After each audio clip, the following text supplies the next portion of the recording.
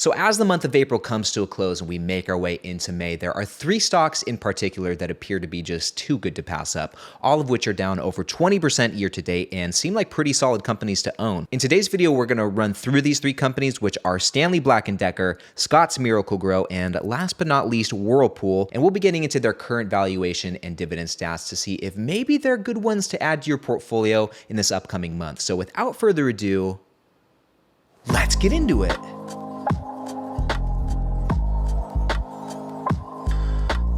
All right, my friends, what is going on? It's so great to see you guys. My name is Ryan Williams, and here we talk about how to create passive income and reach financial freedom by investing in dividend stocks, which is something that I've been doing now for just over 2 years. And as far as this week goes, my portfolio is actually not doing too bad. On the screen here, I have the performance of both of my portfolios listed out, my main dividend stock portfolio on Charles Schwab, and then my Roth IRA on M1 Finance that I made earlier this year. And the main portfolio is currently sitting at about $37,500. And this week I contributed $150 to it, which I'll talk more about that in just a moment. But this portfolio is up 0.3% for the week, which is not too bad. And then the Roth IRA, which is at just under $1,200 total, is down about 1.5%. But overall, with these two combined, we've seen a gain of 0.24% in the last week. Year to date, things are looking pretty positive too. As you guys can see, the main portfolio is up 3% for the year. And then we are taking a bit of a loss right now in the Roth IRA. But that's all good, guys. I've got like 30 more years until I'm really going to be able to access this money. And real quick, before we move on and I tell you about this week's purchases, I want to give a quick shout out to my friend Kevin Burgess, who has a channel here on YouTube. I got inspired to make this little portfolio update spreadsheet from watching his content, and I highly recommend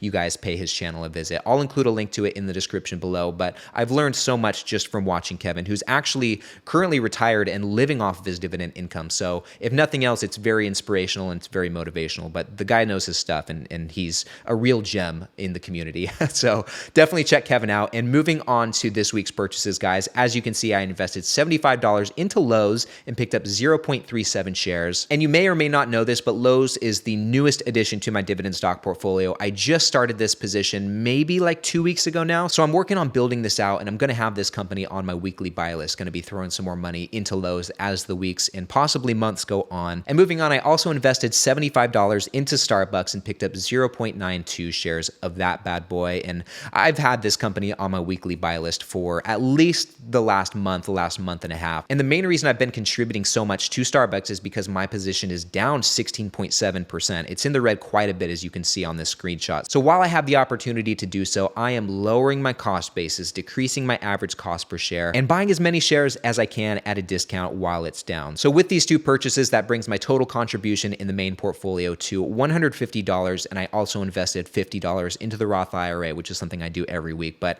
I don't typically bore you with the details because every single week I just invest it into 5 different dividend paying ETFs. Anyway, moving on, today we are going to be honing in on Stanley Black and Decker, Scott's Miracle Gro, and Whirlpool, which are 3 stocks that I think are looking like pretty good buys as we head into May. And starting with Stanley Black and Decker, which for those of you who have not heard of this company, they make all sorts of outdoor equipment and power tools. And in addition to the Stanley Black and Decker brands, they also own some other pretty recognizable names like DeWalt, Craftsman, Mac Tools, Bostitch, and a handful more. Now, this is the 3rd consecutive month that this company has appeared in my monthly best stocks to buy videos, and I keep talking about it because the valuation has stayed pretty low all year. And as you guys can see, in the last year, it is down 30.48%. So it's seen a huge drop in the last year. In the last 6 months, it's down 23.66%. So also a pretty substantial drop. And then actually in the last month, it is coming up just a little bit, up 2.37%. But despite this jump in the last month and the last week, guys, Stanley Black and Decker is still looking very cheap. And if we go over to the valuation page, we'll dive into this a little bit more. You can see the forward PE ratio right here, which is sitting at 11.94, which is 33.18% lower than the sector median. So it appears to be more affordably valued than some of the other companies in the industrial sector, which could be names like Lockheed Martin or Snap-on, which is a stock that I have in my portfolio, Union Pacific, the list goes on and on. It's cheaper than a lot of these types of companies. And also it appears to be 33.73% lower than its own 5-year average. So in relation to itself across the last 5 years, this stock is looking pretty dang affordable. And if we scroll down, we'll notice a similar trend with the price to book and the price to cash flow. So the forward price to book is sitting at 2.41, which is about 9% lower than the sector median and is also about 5% lower than this company's historical average across the last 5 years. And the price to cash flow, very similar thing, except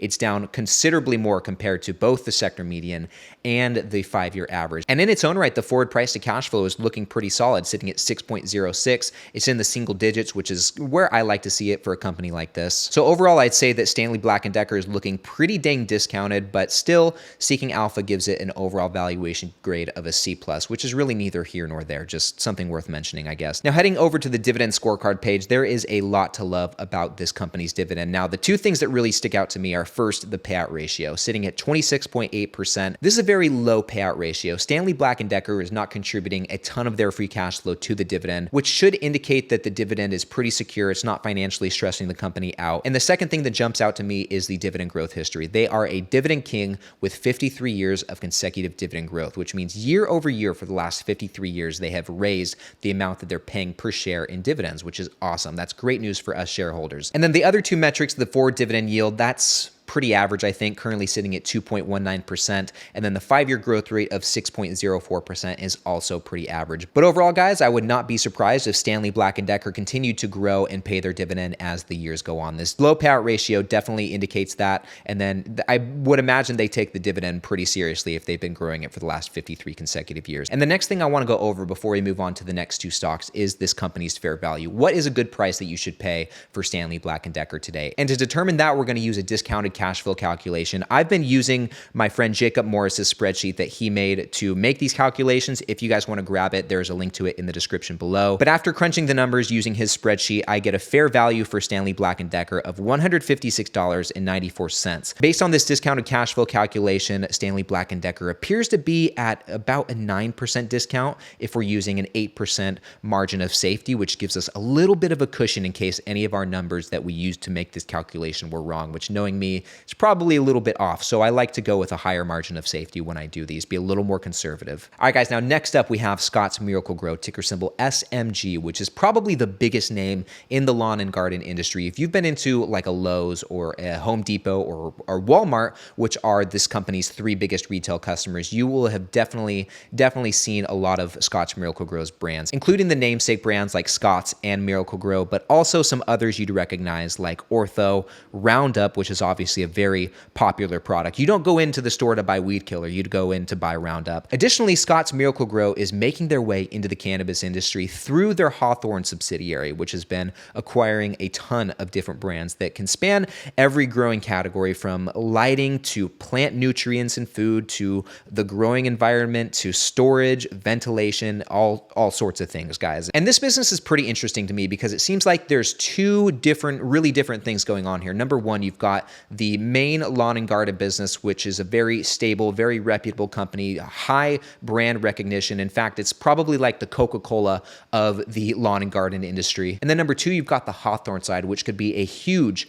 growth catalyst for this company, just depending on what happens in the cannabis industry as a whole moving forward. At any rate, guys, for now, the company seems to be getting cheaper by the day. And as you can see, in the last year, it is down 55%. It's seen a huge drop in the last year. In the last 6 months, guys, it's down nearly 30%. In the last month, it's also seen a very substantial drop, down 15.5%. And then in the last 5 days, just in the last week, it's down another 8%. So this company has been doing nothing but going down. And as I'm sure you can imagine, the valuation stats are going to be looking pretty good. Now, the forward PE ratio is not too shabby, currently 13.5, which is a little bit higher than the sector median still. So although this company's come down a lot in share price, it still has some room to go if it wants to be cheaper than some of the other stocks in this sector. But at any rate, it is quite a bit lower than the 5-year average PE ratio by about 36%. And scrolling down, taking a look at the forward price to cash flow right here, guys, it's 6.98, which is a really good price to cash flow in itself. It also is about 6.4% lower than the sector median and almost 61% lower than the 5-year average. So that's looking great. And overall, guys, I would say the valuation of Scott's Miracle Gro is pretty decent. I mean, Seeking Alpha still gives it an overall grade of a C-. In my fair value, the price that I would buy in at, I'll discuss more in a moment, but it is actually lower than where the price is at today. Now, before we get to that, let's take a look at the dividend stats, and going over to the dividend scorecard page, you guys can see that Scott's Miracle Gro has a forward dividend yield of 2.44%, which is pretty average, right? This will continue to go up as the stock gets lower and lower in share price, which hopefully will come. The payout ratio of Scott's Miracle Gro is looking pretty solid, just like what we saw with Stanley Black and Decker. They're not contributing a whole lot of their free cash flow to the dividend. They're only contributing 32.32% at this time. The 5-year growth rate's nothing really to write home about, 5.71%. And then the dividend growth history is also nothing too crazy, 12 consecutive years. But let's see how long they've been paying the dividend. So they've been growing it for 12 years straight, but they've been paying it for 16 years. Now, as far as what price to buy into this company at, let's take a look at the discounted cash flow calculation I did, starting with this one right here, where I use an 8% margin of safety, a nice solid cushion. I got a fair value of $96.11, which is about 7.3% lower than where the stock is priced at today. Now, on the other hand, if we were to use a little bit lower margin of safety and go with 7.5%, we would see that the fair value then becomes $112.44, which is about 8.5% above where the company is currently priced at. So based on this calculation with a lower margin of safety, it does appear to be a little bit discounted. But if you want to be a little bit more conservative in your investment, you might be best holding off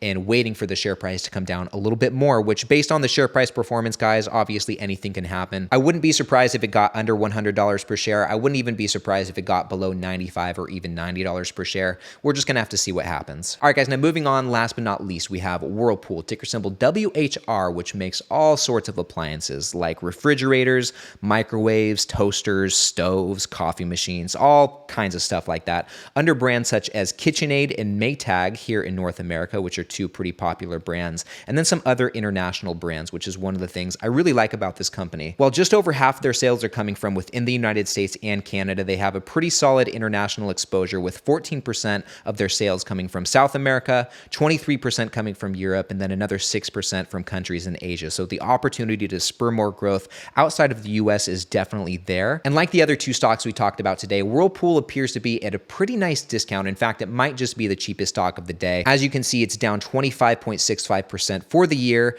down 18.25% in the last 6 months, and it is down another 4.5% just in the last 30 days. And if you take a look on the right-hand side of the screen, its PE ratio is 6.85, which going over to the valuation page, we can see right here is about 47% lower than the sector median PE ratio. So that's definitely a good sign. It's also 31% lower than this company's 5-year average PE ratio, and which is great. And if we scroll down, taking a look at the forward price to book, this is also down compared to the sector median and 5-year average, as well as the price to cash flow, which doesn't give us anything for the 5-year average, but for the sector median, it's down nearly 45%. At any rate, scrolling up, Seeking Alpha gives it a pretty decent valuation grade, a B+, and going over to the dividend scorecard page, those relative grades are looking pretty nice as well. So the forward yield of this company is actually pretty solid. The highest we've seen today, 3.93%, and I do believe at one time recently Whirlpool was in the 4% dividend range. Moving on, they also have a very low payout ratio. Love to see this low payout ratio of 20.44%,